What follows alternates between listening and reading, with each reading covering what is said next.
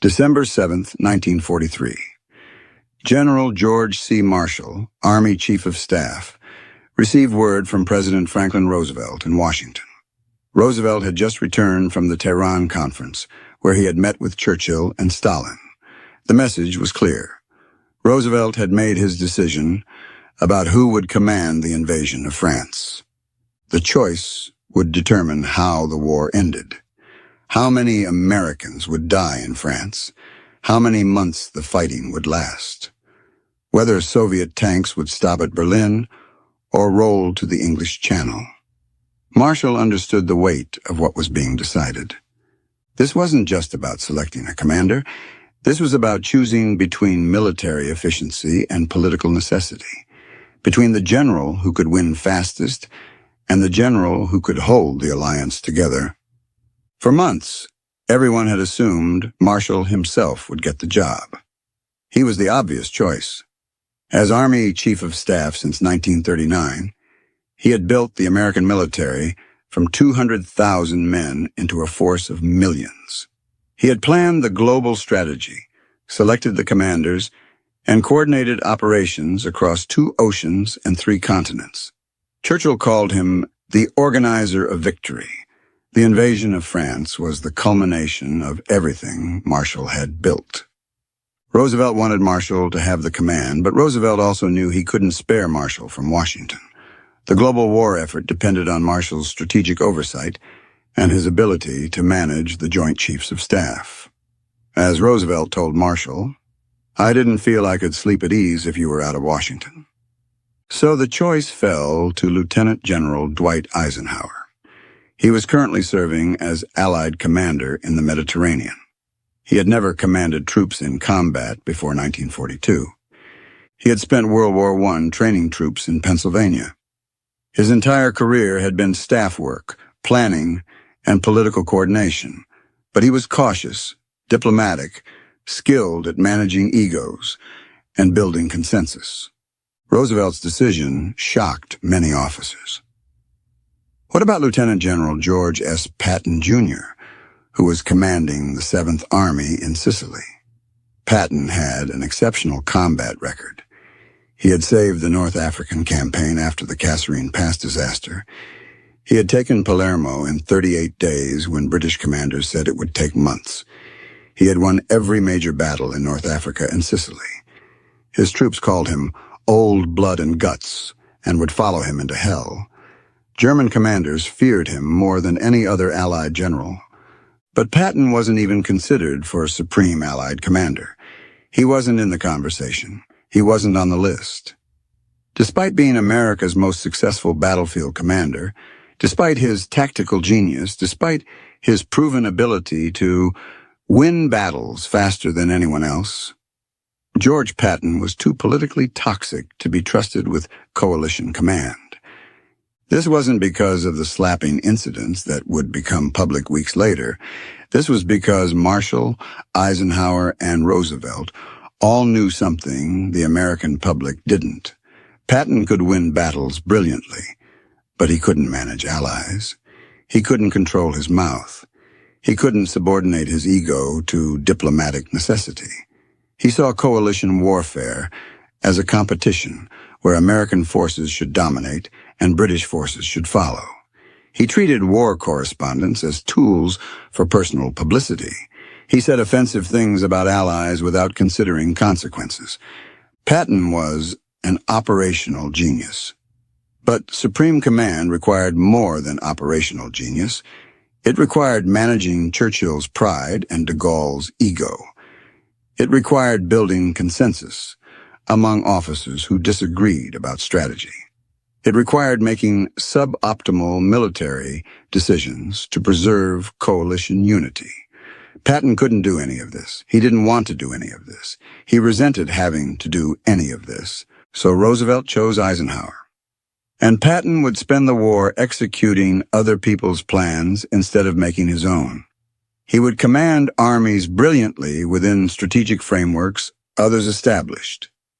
He would prove repeatedly that his aggressive tactics could have ended the war faster. But he would never have the authority to shape grand strategy. Roosevelt and Marshall had made a political calculation. They chose the commander who could manage the coalition over the commander who could win battles fastest. And that calculation would cost thousands of American lives over the next 18 months. This is the story of why George S. Patton, Jr., the greatest American battlefield commander of World War II, was never even considered for supreme command. Not because he couldn't win battles, but because winning the war required more than winning battles. It required coalition politics. And Patton was incapable of understanding that political compromises would take priority over military effectiveness. To understand why Patton was passed over, you have to understand who George Patton was. Not the Hollywood version, the real man, and the real problem he created for the Army's leadership.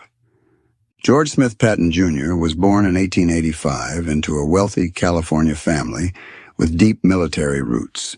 He attended West Point and graduated in 1909 with a reputation as an aggressive, competitive officer who believed war was mankind's highest calling. In World War I, Patton commanded tanks and was one of the first American officers to understand mechanized warfare. Between the wars, Patton studied military history obsessively. He read everything written about Napoleon, Hannibal, Caesar, Alexander. He believed he understood warfare at a level his contemporaries didn't. He believed he had been reincarnated from previous warriors and had fought at Carthage and Troy. He told people this. He believed it absolutely. His personality was complicated. He was profane and quotable. He wore custom uniforms with polished boots and ivory-handled revolvers. He demanded perfection from his troops and drove them harder than any other American commander. He was theatrical and knew it. He cultivated an image as a warrior poet who loved battle. He was also deeply insecure. He had severe dyslexia and struggled with reading throughout his life. He compensated by memorizing everything. He studied obsessively because reading was difficult for him. The aggressive persona was partly real and partly constructed to hide his learning disability and his fear that other officers saw him as intellectually inferior. By 1942, when America entered World War II, Patton was 57 years old. He had spent 33 years in the Army, training officers in armored warfare and writing doctrine manuals for tank combat. He understood mobile warfare better than any American commander, and he was absolutely convinced that he was destined for greatness. The problem was that Patton couldn't control himself. He said what he thought. He insulted allies. He ignored orders he disagreed with. He leaked information to reporters to build his public image. He treated war correspondents as tools for his publicity. He competed with other generals for headlines and glory. Most importantly, Patton had no understanding of coalition politics. He didn't care about British sensitivities. He didn't care about free French pride. He didn't care about Soviet demands for a second front. He cared about killing Germans efficiently and winning battles decisively. Everything else was politics, and politics bored him. Marshall knew all of this. Eisenhower knew it too. They had worked with Patton for decades. They knew he was brilliant on the battlefield and catastrophic in a headquarters. They knew he would win battles and lose allies. They knew he was the best combat commander America had and the worst possible choice for a position requiring diplomatic skill. So they made a decision. Use Patton where his strengths mattered. Keep him away from situations where his weaknesses could destroy the alliance. Give him armies to command. Never give him theaters to manage. It was a rational calculation based on Patton's demonstrated behavior, but it was also a decision that would haunt American strategy for the rest of the war. In November 1942, Patton got his first combat command of the war. He led the Western Task Force in Operation Torch, the Allied invasion of North Africa. His forces landed at Casablanca in Morocco, while British and American forces landed further east at Oran and Algiers. The Casablanca landing was complicated. Vichy French forces were defending Morocco, and the political situation was delicate. Roosevelt didn't want to alienate French forces who might join the Allies. Patton was ordered to minimize casualties and avoid excessive force. Patton ignored the political concerns and focused on military objectives. He hit the beaches hard and overwhelmed French resistance in 4 days. Casablanca fell. French forces in Morocco surrendered. Patton established himself as the American commander who got results. But the real test came in March 1943. American forces in Tunisia had been badly beaten at Kasserine Pass. German Field Marshal Erwin Rommel had smashed through American lines and exposed the inexperience of U.S. troops in combat against Wehrmacht veterans. American casualties were heavy. Morale was shattered. Allied commanders were questioning whether American forces could fight effectively. Eisenhower needed someone to restore order and confidence. He sent Patton to take command of Second Corps. Patton arrived on March 6, 1943, and immediately transformed the unit. He enforced uniform regulations. He demanded discipline. He court-martialed officers for cowardice. He personally visited frontline positions and fired commanders who weren't aggressive enough. Within 2 weeks, Second Corps was a different army. Patton led them in attacks at El Ghoutar, where they stopped a German counterattack and inflicted heavy casualties. American troops stopped retreating and started winning. Patton had proven that American soldiers could fight. They just needed aggressive leadership. But Patton didn't just win tactically. He won psychologically. He restored American pride after the humiliation of Kasserine. He showed British commanders that American forces could hold their own against German veterans. He demonstrated that speed and aggression could overcome Wehrmacht tactical superiority. Marshall and Eisenhower took note. Patton was proving himself invaluable as a battlefield commander, but the North Africa campaign also revealed the political problem with Patton. He competed with British commanders for glory. He resented taking orders from Eisenhower.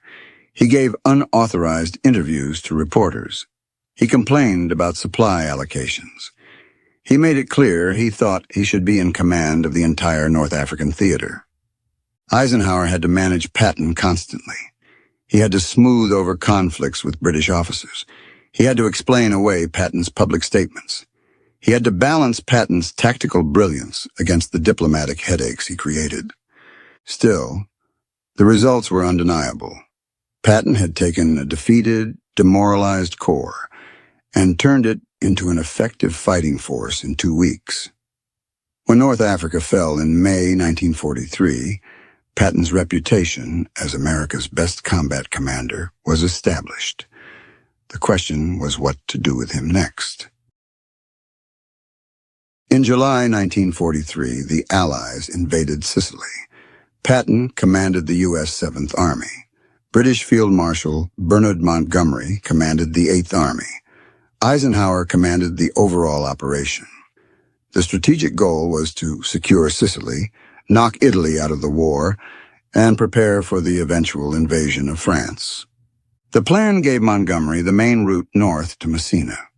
Patton's forces were assigned a supporting role protecting Montgomery's left flank. It was a conservative plan designed to let the experienced British forces lead while American forces learned. Patton hated it. He saw it as British arrogance and Eisenhower's unwillingness to trust American forces with the main effort. He decided to ignore the spirit of his orders and race Montgomery to Messina. If he got there first, he would prove American forces were superior to British forces and establish himself as the dominant Allied commander. Patton drove his troops relentlessly. He advanced up the western coast of Sicily, while Montgomery's forces got bogged down in the east. Patton took Palermo in rapid succession. He pushed his divisions forward with minimal rest. He accepted higher casualties to maintain speed. And on August 17, 1943, Patton's forces entered Messina hours before Montgomery arrived. It was a stunning tactical achievement. Patton had covered more ground, fought more battles, and reached the objective first. He had upstaged Montgomery and made American arms look superior to British forces. American newspapers celebrated him as a hero. He was on the cover of Time magazine. He was the face of American military success. But the Sicily campaign also revealed Patton's recklessness. He had pushed troops beyond their physical limits. His casualty rates were higher than necessary because he prioritized speed over careful planning. He had created a competition with Montgomery that strained the alliance. And worst of all, his aggressive driving of tired troops created the conditions for the incidents that would nearly end his career. On August 3, 1943, Patton visited the 15th Evacuation Hospital near Nicosia. He was touring the facility and talking to wounded soldiers. He approached Private Charles Cool, who was sitting on a bed with no visible wounds. Patton asked what was wrong. Cool said he couldn't take the shelling anymore. Patton exploded. He called Cool a coward. He slapped him across the face with his gloves. He pulled his pistol and threatened to shoot him. He ordered Cool back to the front lines immediately. Medical staff had to intervene to prevent Patton from shooting a soldier suffering from combat fatigue. 1 week later, August 10th, Patton visited the 93rd Evacuation Hospital. He encountered Private Paul Bennett, who was also suffering from combat fatigue with no visible injuries. Patton repeated the performance. He slapped Bennett. He called him a coward. He drew his pistol. He had Bennett thrown out of the hospital tent. The incidents were witnessed by dozens of medical personnel and reported up the chain of command. Eisenhower learned about them within days. War correspondents knew about them but agreed not to publish the stories temporarily while Eisenhower decided what to do.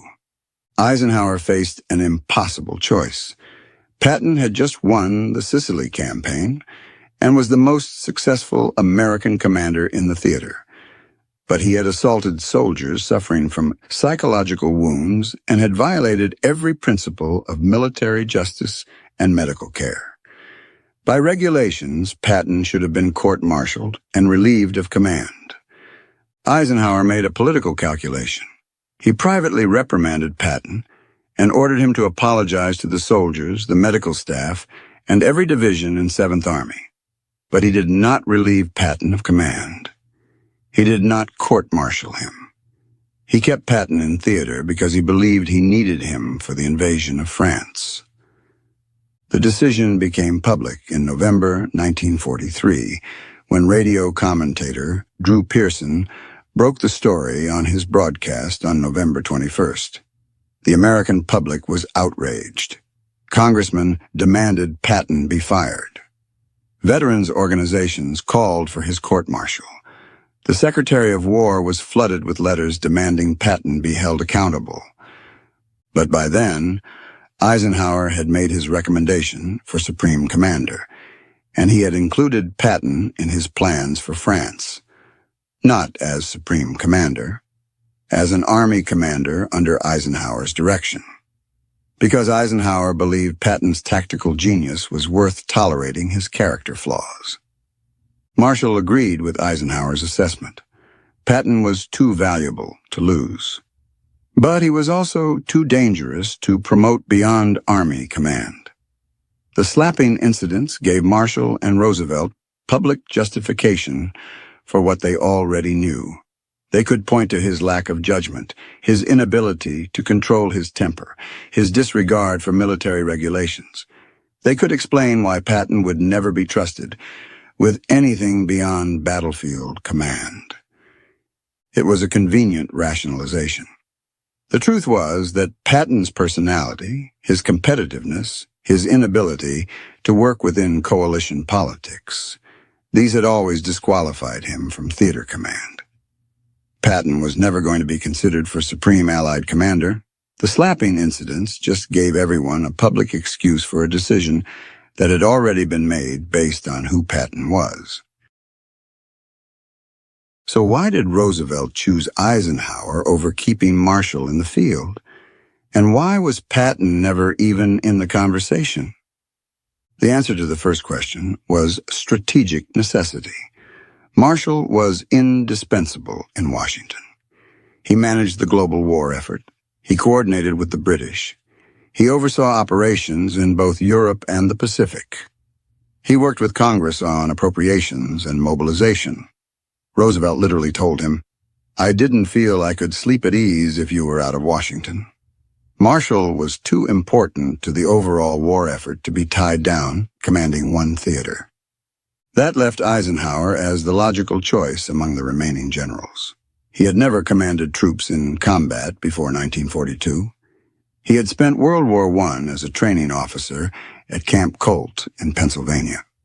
He had spent the interwar years doing staff work for Douglas MacArthur and serving in various administrative positions. He was smart, competent, and well-regarded. But he had no combat experience before North Africa. What Eisenhower had was political skill. He understood how to manage British commanders who resented American authority. He understood how to balance competing demands from Churchill and Roosevelt. He was patient, diplomatic, and willing to compromise American tactical advantages to keep allies happy. What he didn't have was Patton's killer instinct. He didn't have Patton's understanding of how to use speed and aggression to end battles quickly. He didn't have Patton's ability to read terrain and exploit opportunities faster than the enemy could react. These were military skills. Eisenhower's skills were political. What Patton lacked was everything Eisenhower had. Patton saw coalition warfare as a competition where American forces should dominate. He competed with British commanders for glory instead of building partnerships. He leaked information to build his own reputation.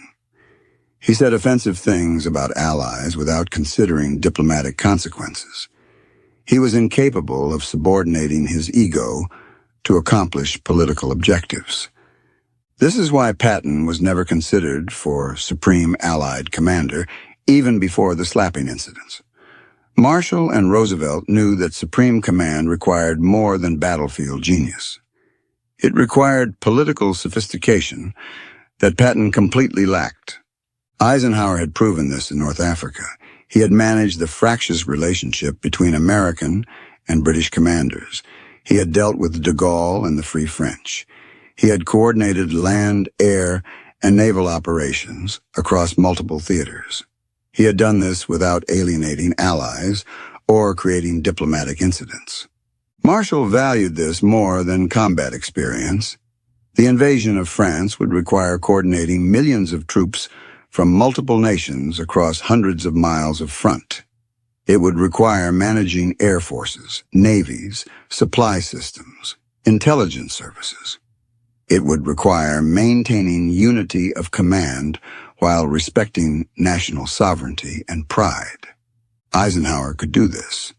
Patton could not. Patton saw coalition warfare as a competition where American forces should dominate and British forces should follow. Eisenhower saw it as a partnership where egos had to be managed and compromises had to be made. The question nobody asked was whether those compromises would cost American lives. Roosevelt agreed with Marshall's assessment. FDR was thinking about post-war politics. He knew the United States would emerge from the war as a superpower. He knew maintaining the British alliance would be essential. He knew that offending Churchill or de Gaulle during the war would complicate post-war relationships. Patton was a political liability. Eisenhower was politically safe. He said the right things. He built bridges instead of burning them. He understood that winning the war required more than tactical victories. It required maintaining coalition unity through victory and into the post-war order. The question was whether keeping Montgomery happy mattered more than saving American lives, whether alliance unity justified giving fuel to British operations that would fail while American forces that were succeeding ran dry, whether political compromise was more important than military effectiveness. So Marshall recommended Eisenhower. Roosevelt approved and announced he would keep Marshall in Washington, where he was irreplaceable. And on Christmas Eve, 1943, Eisenhower was officially appointed Supreme Allied Commander for Operation Overlord. Patton would command the Third Army under Bradley, who would command the 12th Army Group under Eisenhower. Patton would execute operational plans made by others. He would fight brilliantly within the strategic framework Eisenhower established. But he would never have the authority to shape grand strategy. The announcement was made public in early January 1944. Newspapers praised Eisenhower's appointment. Military analysts noted his diplomatic skills and organizational ability. Some questioned his lack of combat experience. Nobody asked whether political reliability mattered more than battlefield excellence. Nobody asked how many Americans would die because alliance politics took priority over military effectiveness. Patton was not mentioned in the announcement. His role in the invasion was kept secret for operational security reasons. But inside the Army, everyone understood the reality. The best American combat commander would never be trusted with coalition command. His tactical genius was invaluable. His political toxicity was disqualifying. Marshall and Roosevelt had decided that managing the alliance mattered more than maximizing battlefield efficiency. Operation Cobra began on July 25, 1944. American forces, led by General Omar Bradley's First Army, broke through German lines at St. Lo. After 6 weeks of bloody stalemate in the Normandy hedgerows, the American forces finally achieved a breakthrough. The German defensive line collapsed, and suddenly there was open country ahead.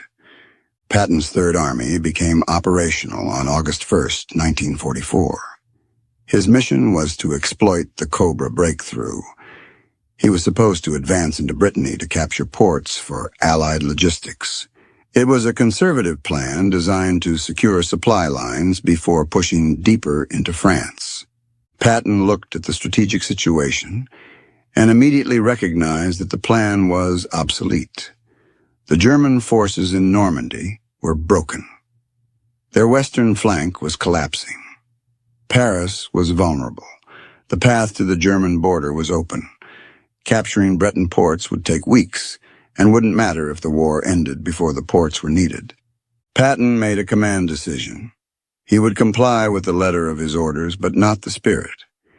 He sent one corps into Brittany to capture the ports, but he sent the rest of Third Army east toward Paris and the German frontier.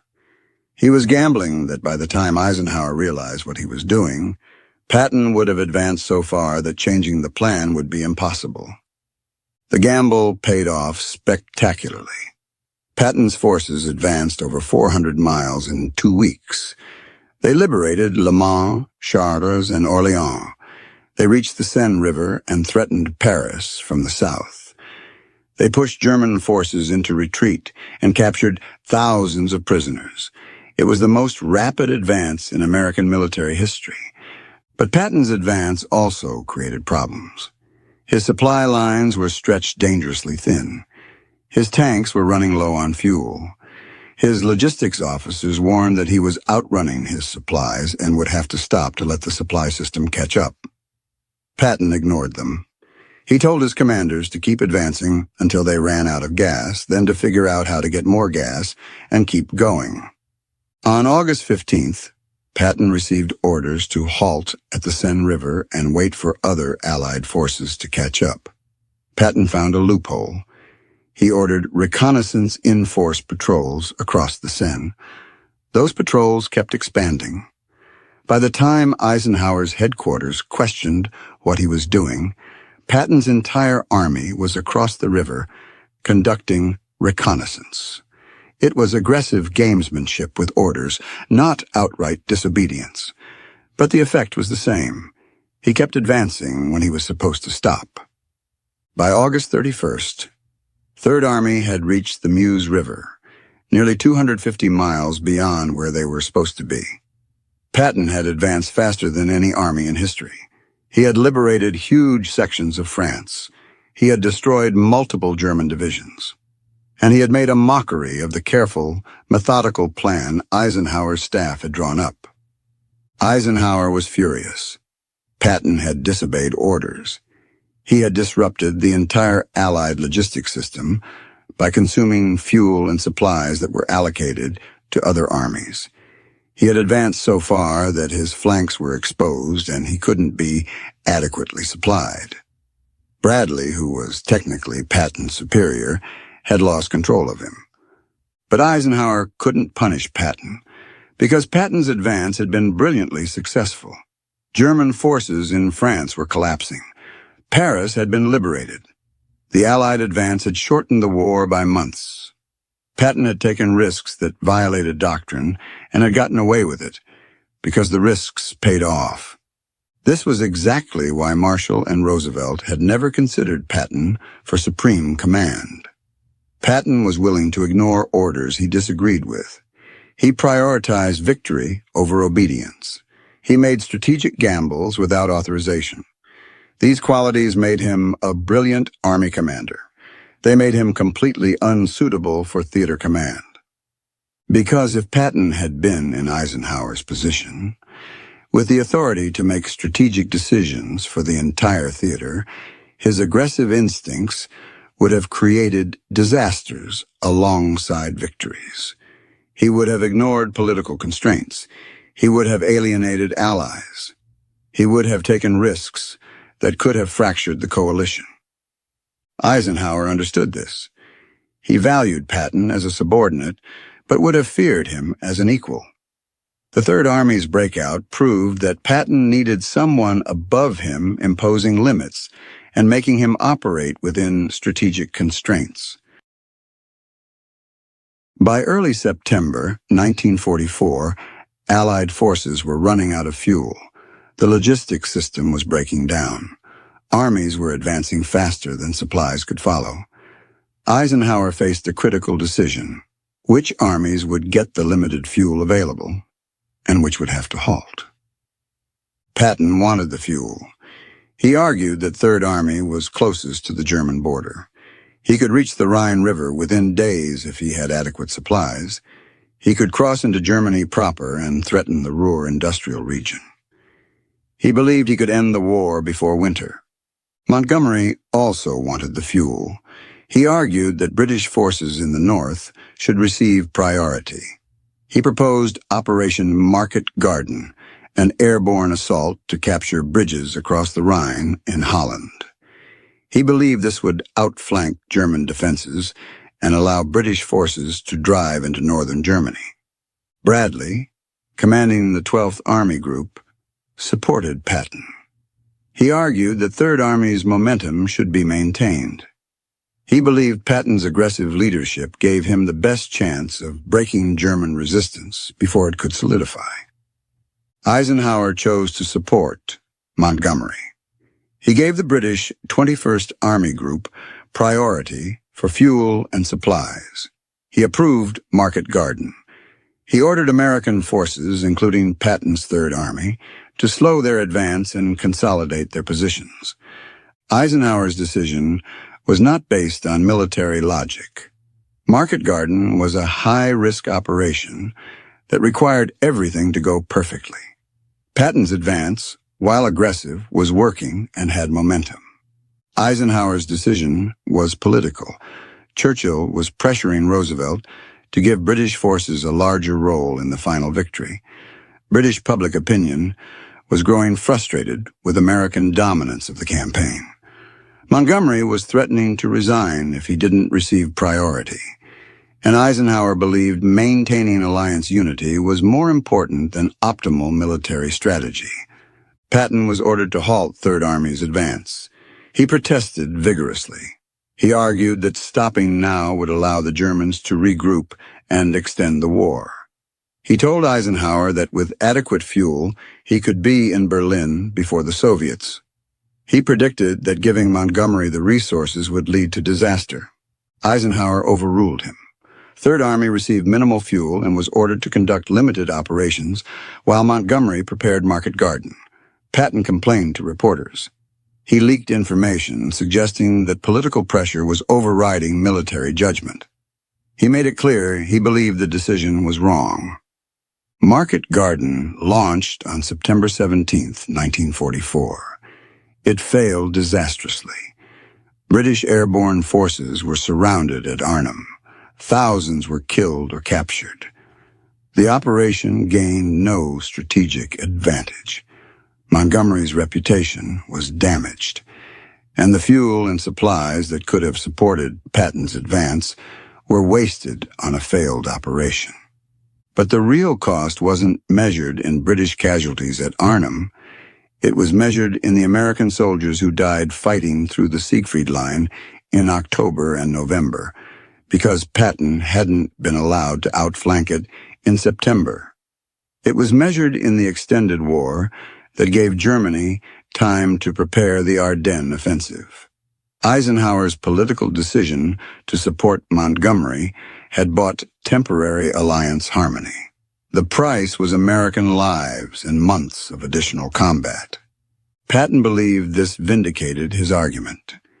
If he had been given supreme command, he would have prioritized Third Army's advance. He would have reached the German border weeks earlier. He would have crossed the Rhine before German defenses solidified. The war might have ended in 1944. But Marshall and Eisenhower saw it differently. They believed that if Patton had been supreme commander, he would have created even bigger problems. He would have ignored British sensitivities. He would have competed with Montgomery instead of managing him. He would have fractured the alliance in pursuit of American glory. The failure of Market Garden didn't prove that Patton should have been supreme commander. It proved that Eisenhower wasn't aggressive enough and was too willing to let politics override military judgment. But it also proved that someone had to manage coalition politics, and Patton wasn't capable of doing it. In August 1944, German forces in Normandy were trapped in a pocket near the town of Falaise. Allied forces had surrounded them on three sides. The only escape route was a narrow gap to the east. If the Allies closed the gap, they could capture or destroy 100,000 German troops and end organized German resistance in France. Bradley commanded American forces approaching from the south. Montgomery commanded British and Canadian forces approaching from the north. The plan was for both forces to advance and close the gap, trapping the Germans inside. Patton's Third Army was positioned perfectly to close the gap from the south. He requested permission from Bradley to advance north and seal the pocket completely. He argued that he could reach Falaise before the Germans escaped and turn the Normandy campaign into a complete destruction of German forces in France. Bradley refused. He was concerned that if Patton advanced too far north, American and British forces might accidentally fire on each other. He was worried about coordination problems. He was afraid of creating a friendly fire incident that would embarrass the alliance. Patton argued that the risk was worth it. The opportunity to destroy the German Seventh Army was too valuable to let slip away because of coordination concerns. He told Bradley that careful fire control could prevent friendly fire casualties. He pleaded to be allowed to advance. Bradley held firm. He stopped Patton's advance at Argentan, about 15 miles short of Falaise. He ordered Patton to halt and wait for Montgomery's forces to close the gap from the north. Patton obeyed the order but protested vehemently.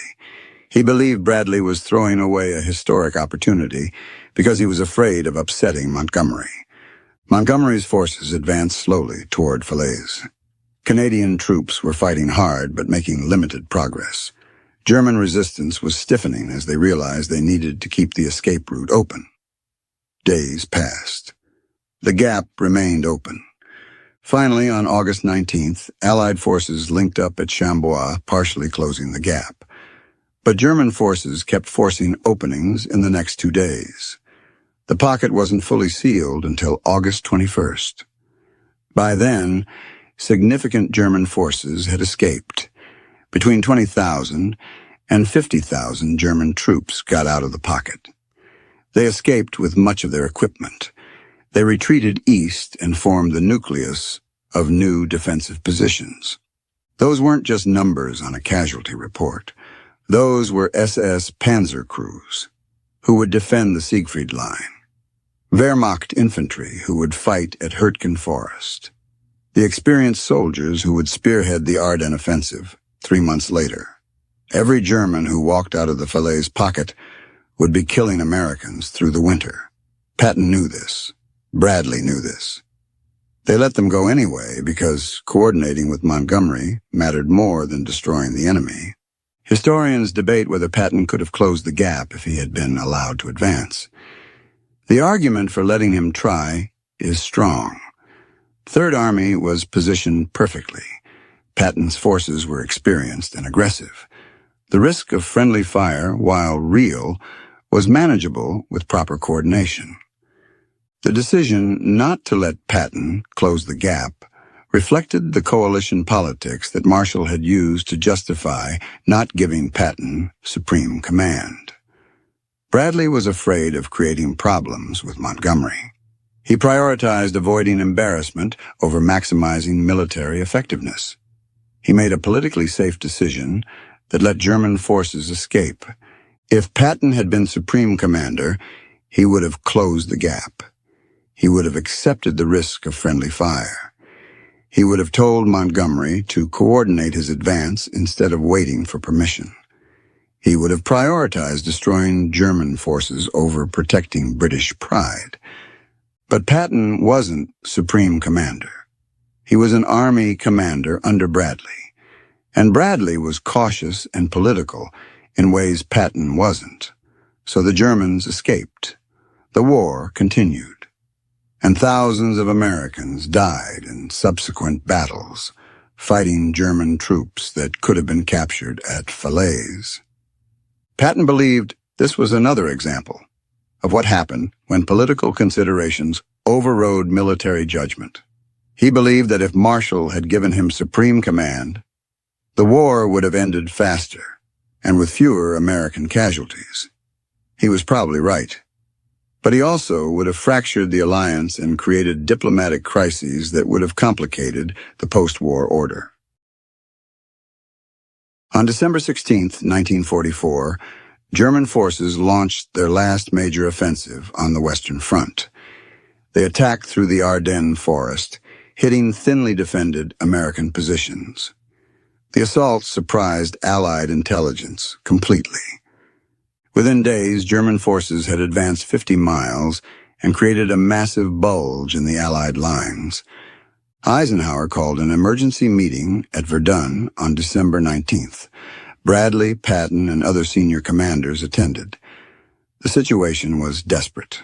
German forces were surrounding the town of Bastogne, where the 101st Airborne Division was trapped. American forces were retreating in confusion. The entire Allied front was threatened.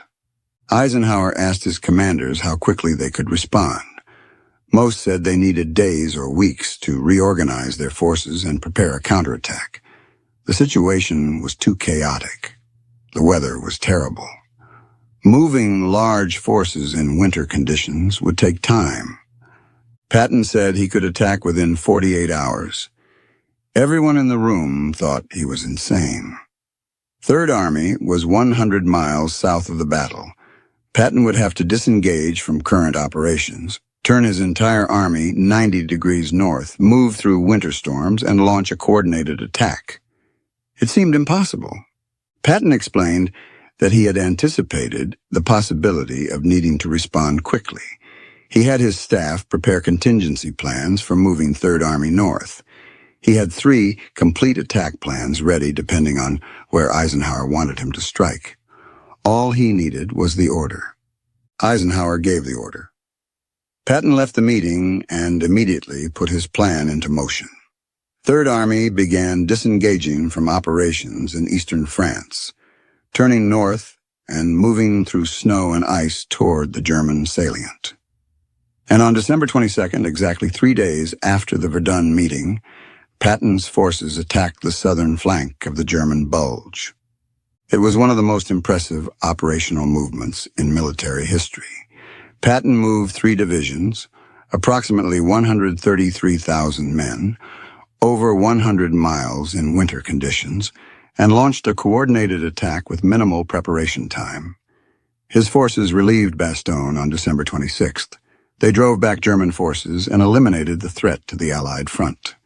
The speed and effectiveness of Patton's response shocked everyone. German commanders couldn't believe American forces could reorient so quickly. British observers called it a masterpiece of operational movement. Even Eisenhower, who frequently clashed with Patton, admitted it was one of the war's most impressive achievements. But the Battle of the Bulge also revealed what happened when Patton wasn't in command of overall strategy. The German offensive had succeeded because Allied intelligence failed to detect the buildup. Defensive positions were thinly manned because Eisenhower was spreading forces evenly across the front. Strategic reserves were inadequate because resources had been diverted to Montgomery's operations in the north. The result was 80,000 American casualties, 19,000 men killed in the snow, entire units overrun in their positions. The 106th Infantry Division surrendered 7,000 men, the largest mass surrender of American forces in the European theater. These weren't acceptable losses in a calculated risk. These were preventable casualties that resulted from poor defensive preparation. Patton had warned about these problems. He had argued for concentrating forces and maintaining strong reserves. He had questioned the intelligence assessment saying Germany was finished.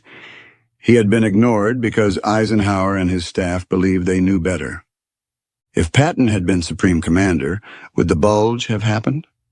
Probably not in the same way. Patton was paranoid about German counterattacks. He maintained strong reserves. He concentrated his forces instead of spreading them thin. He would have detected the German buildup, or at least been positioned to respond faster. But Patton's defensive strategy would have created other problems.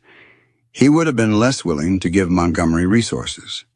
He would have pushed American forces harder and accepted higher casualties. He would have created friction with British commanders who resented his aggressive style. The Battle of the Bulge vindicated Patton's tactical instincts, but it also showed why Marshall and Roosevelt had never considered him for supreme command. Patton could execute brilliant operational movements. He couldn't manage a coalition, and managing the coalition was more important to American strategic interests than optimal military efficiency.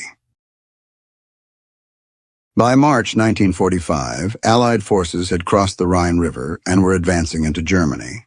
The end of the war was approaching. But a new question emerged. Who would capture Berlin, and what would that mean for post-war politics? Soviet forces were advancing from the east. They were closer to Berlin than Western Allied forces. Stalin was determined to capture the German capital as a symbol of Soviet sacrifice and victory. Churchill wanted British and American forces to reach Berlin first to prevent Soviet domination of Central Europe. Patton was positioned to make a dash for Berlin. Third Army was advancing rapidly through central Germany. Patton believed he could reach Berlin before the Soviets if he was given the fuel and authorization to advance. In April 1945, Patton's Third Army reached the Elbe, only 50 miles from Berlin. The path was open. German resistance was collapsing. Patton was ready to advance. He had the option to push forward. Patton requested permission from Bradley and Eisenhower. He argued that American forces should reach Berlin before the Soviets. He believed occupation of the German capital would give the United States leverage in post-war negotiations. But Eisenhower chose not to antagonize Stalin. He prioritized the Soviet alliance over strategic position. He followed Roosevelt's agreements from Yalta, even though those agreements would give Stalin control of Eastern Europe. The decision had been made at the highest political levels. Political considerations won again. Patton was ordered to halt at the Elbe. He protested furiously.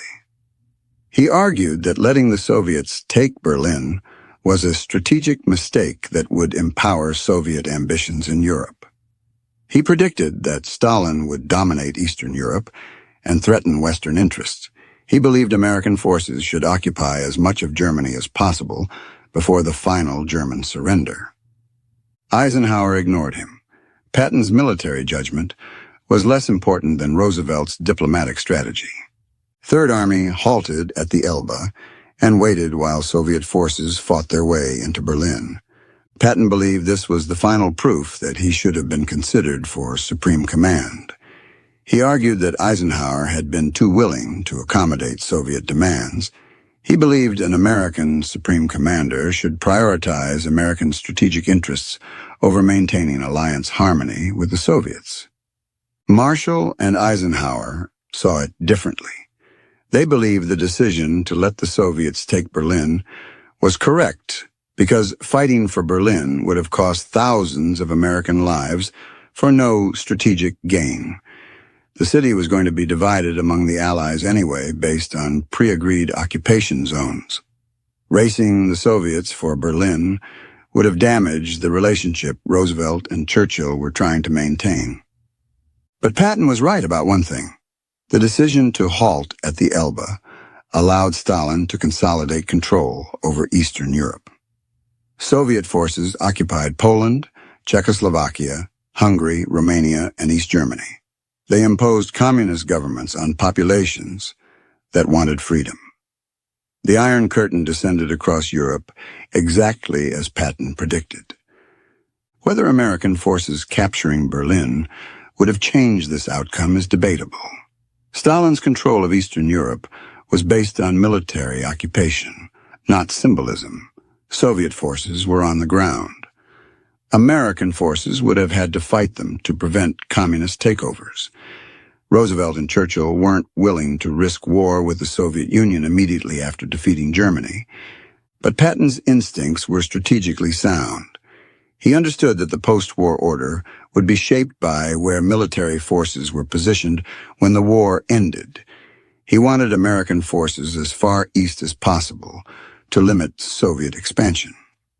Eisenhower was willing to accept Soviet domination of Eastern Europe as the price of maintaining alliance unity. This difference in strategic vision was exactly why Patton was never considered for supreme command. Patton thought in military terms. Eisenhower thought in political terms. Roosevelt and Churchill wanted a supreme commander who would prioritize political objectives over military logic. After Germany surrendered on May 8, 1945, Patton was appointed military governor of Bavaria. It was a political position requiring diplomatic skill and careful management of German civilians. It was exactly the wrong job for Patton. Patton immediately created controversies. He was slow to remove Nazi officials from administrative positions. He argued that experienced administrators were necessary to keep infrastructure running regardless of their political history. He said the Nazi Party was similar to Republican and Democratic parties in America, just German politics.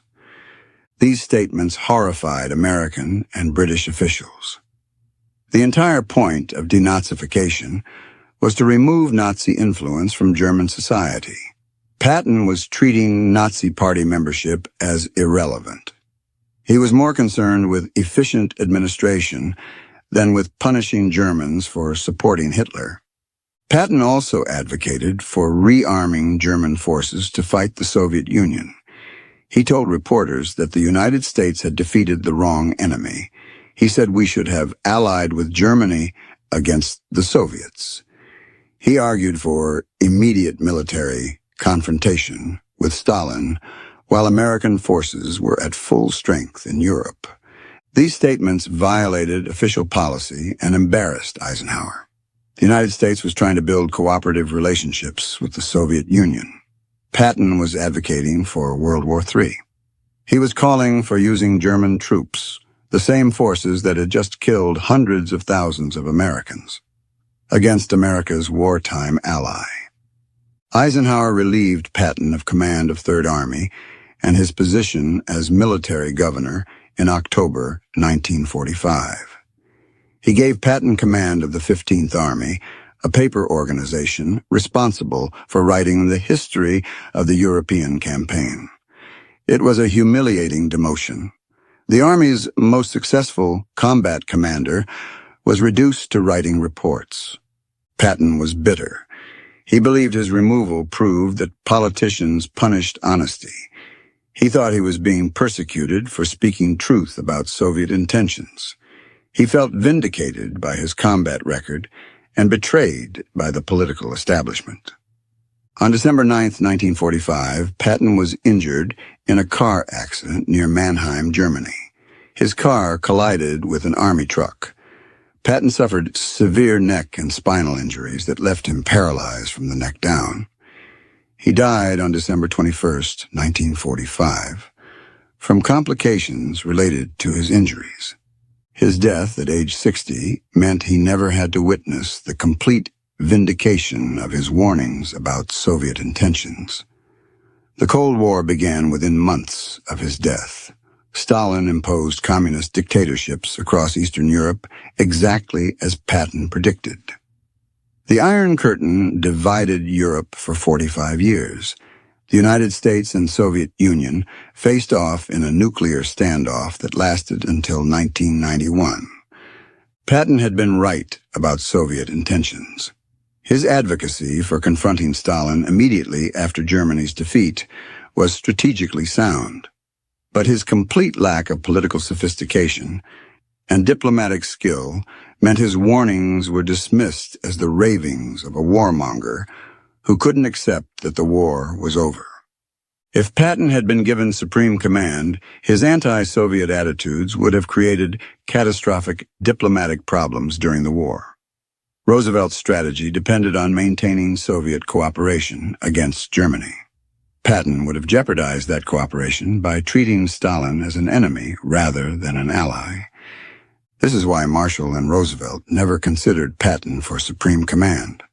Not because Eisenhower was better at winning battles, but because Eisenhower understood that military victory had to serve political objectives. And the political objective was winning the war while maintaining alliance relationships that could be sustained into the post-war period. Patton couldn't do that. He was brilliant at tactical operations. He was catastrophic at coalition politics. He said what he thought without considering diplomatic consequences. He competed with allies instead of building partnerships. He prioritized military logic over political requirements. These qualities made him America's best Army commander. They also disqualified him from supreme command.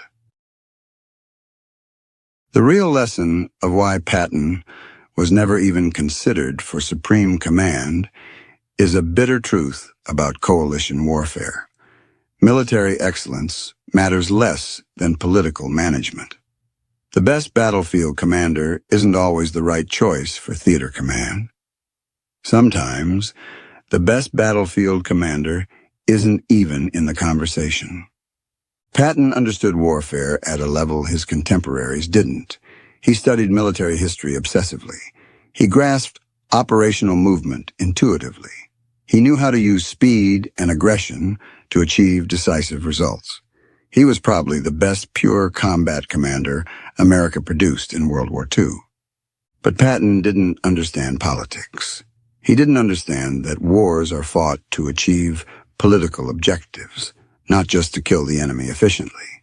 He didn't understand that maintaining alliance relationships was as important as winning battles.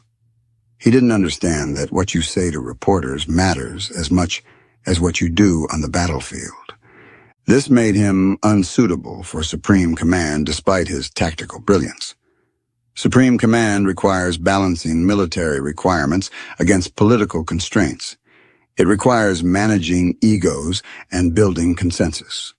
It requires making suboptimal military decisions to preserve coalition unity. Patton couldn't do this. He didn't want to do this. He resented having to do this. Eisenhower understood coalition politics. He wasn't as talented a battlefield commander as Patton. He never would be. But he could work with Churchill without creating diplomatic incidents. He could coordinate with de Gaulle without insulting French pride. He could maintain Stalin's cooperation without provoking confrontation. These skills mattered more than tactical genius. Marshall understood this distinction. He knew Patton was the better warrior. But when Roosevelt asked who should command Overlord, Marshall recommended Eisenhower without hesitation. Because wars aren't won by warriors alone. They're won by coalitions that can sustain cooperation through victory and into the post-war order. And Patton was fundamentally incapable of coalition leadership. The American military system in World War II reflected this understanding. The United States never gave its best combat commanders supreme authority. MacArthur commanded the Pacific, but was subordinate to the Joint Chiefs. Patton commanded armies, but was subordinate to Eisenhower. The system was designed to ensure that political leaders controlled strategy while military commanders executed tactics. This frustrated aggressive commanders like Patton and MacArthur. They believed they understood warfare better than politicians and should be given freedom to pursue military victory without political constraints. They were probably right about understanding warfare better. They were certainly wrong about deserving freedom from political oversight. Because wars serve political purposes. Military force is a tool of national policy, not an end in itself. Commanders who forget this become dangerous. They pursue military objectives that contradict political goals. They create victories that lead to strategic defeats. Patton never understood this. He believed his job was to kill Germans efficiently and win battles decisively. Everything else was politics that didn't concern him. This attitude made him brilliant at executing missions. It ensured he would never be considered for positions that required defining strategy. Patton's tactical instincts were better than the cautious strategy Eisenhower pursued. The Normandy breakout was delayed by weeks because of cautious planning. The Falaise Gap failure allowed tens of thousands of German troops to escape. Market Garden consumed resources that could have supported Third Army's advance to the Rhine. The Battle of the Bulge happened because defensive positions were too thin and reserves were inadequate. The numbers tell the story that official histories try to obscure. Market Garden. 17,000 Allied casualties. No strategic gain. Resources that could have gone to Patton's advance went to Montgomery's failed operation instead. The Bulge. 80,000 American casualties. 19,000 men killed in the snow. The 106th Infantry Division surrendered 7,000 men, the largest mass surrender of American forces in the European theater. These weren't acceptable losses. These were preventable casualties that happened because Eisenhower spread forces thin, trying to keep everyone happy. Hürtgen Forest. 33,000 American casualties taking Forest that could have been bypassed if Patton had been allowed to outflank the Siegfried Line in September. The Siegfried Line itself, taken by frontal assault in late 1944, because Patton hadn't been allowed to outflank it when it was still vulnerable in early September. Every one of those casualties has a name. Everyone has a family that received a War Department telegram. Everyone paid the price for political decisions that prioritized alliance unity over military effectiveness. Eisenhower kept the alliance together. That was his job, and he did it well. But his job wasn't to win battles quickly. His job wasn't to save American lives. His job was to manage egos and maintain coalition unity. He gave Montgomery fuel for Market Garden. He halted Patton at the Seine River. He stopped at the Elbe instead of racing for Berlin. Every one of those decisions kept allies happy. Every one of those decisions cost American lives. Patton's job was to win battles and destroy the enemy. He was the best in the world at it. And he was never even considered for supreme command because military effectiveness mattered less than political acceptability. Marshall chose the manager over the warrior. Roosevelt approved the choice. The alliance held together. Germany was defeated. The Soviets occupied Eastern Europe exactly as Patton predicted, and thousands of American soldiers paid the price. The Americans who died in the hedgerows, waiting for the breakout that was delayed by weeks, never got to vote on whether alliance unity was worth their lives. The families who opened War Department telegrams after the Bulge, after Market Garden, after Hurtgen Forest never got to decide whether keeping Montgomery happy justified their son's death. The soldiers paid in blood, the generals paid in reputation, the families paid in grief that never ended. George S. Patton, Jr. was never even in the conversation for supreme command because he was too good at war and too bad at politics. He could have ended the fighting sooner. But Marshall and Roosevelt chose the alliance over American lives. They chose political reliability over battlefield excellence. They never even considered giving Patton the authority to prove what aggressive leadership could achieve. That's the truth about coalition warfare. Political considerations cost lives, but leaders decide alliance unity matters more than individual casualties. And brilliant commanders who don't understand politics never get the chance to show what they could have accomplished. Patton spent the war subordinate to commanders he believed were inferior. He was probably right, but he was subordinate anyway because winning wars requires more than winning battles. It requires political compromises. And American soldiers pay the price for those compromises in blood.